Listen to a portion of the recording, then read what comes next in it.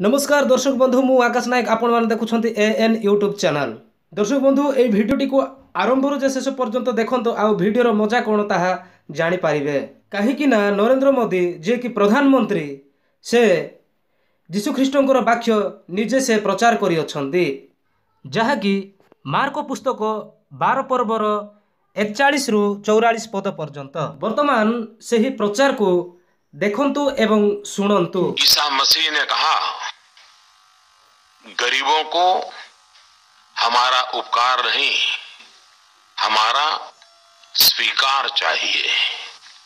Saint Luke के gospel में लिखा है, जीसस ने न केवल गरीबों की सेवा की है, बल्कि गरीबों के द्वारा की गई सेवा की भी सराहना की है। और यही तो असली एम्पावरमेंट है। इससे जुड़ी एक कहानी भी बहुत प्रचलित है।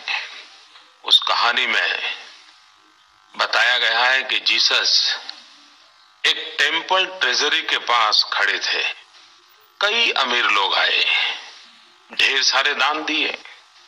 उसके बाद एक गरीब विधवा आई और उसने 2 तांबे के सिक्के डाले।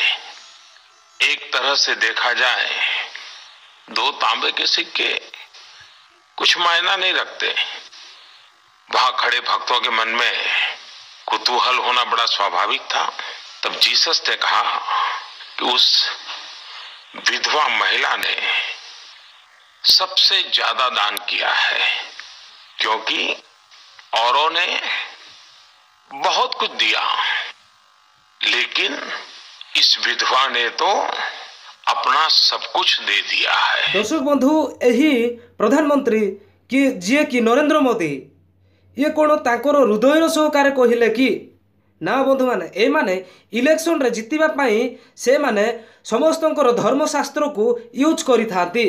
ये जदि निजर हृदयर सहकार कहि थांदा ताले सी से परि हेई थांदा।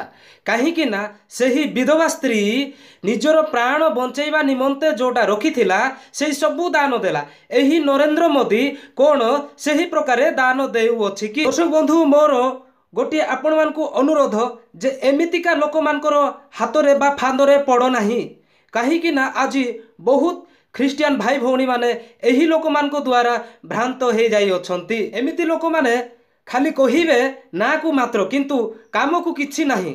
यीशु ख्रीष्ट माथ्यू पुस्तक 19 पर्व 21 पदरे एपरि कहंती, यीशु ताहांको कहिले, जदि तुम्भे सिद्ध हेबाकू इच्छा करो तेबे जाई आपणार सर्वस्व विक्रय करी दरिद्र मानकू दान करो, आउ तुम्भे स्वर्गरे धन पाइबो, पुणी आसी मोहर अनुगमन करो।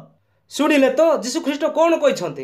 एही वाक्य रे यीशु ख्रीष्ट कहते जे तमे माने तमर सबु धन संपत्ति बा टंका पैसा सबु दरिद्र मानकू दान करो बा गरीब मानकू दान करो, आउ यीशु ख्रीष्टंकर अनुगामी हुओ बोली के एठारे सफा सफा लेखा हे अछि। एही धर्मशास्त्र रे बा पवित्र बाइबल रे कौन लेखा हे अछि कि निजे धनवान हुओ आउ अन्य को मध्य धनवान करो।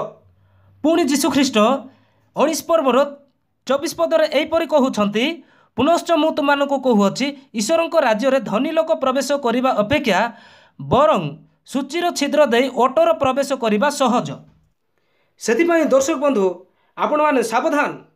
कहीं जदि आपण मानक भितरे धनी हेबाई इच्छा करुअछ ताहेले से स्वर्गर बाट को बंद करुअछ आउ नरकर बाट को खोलुअछ।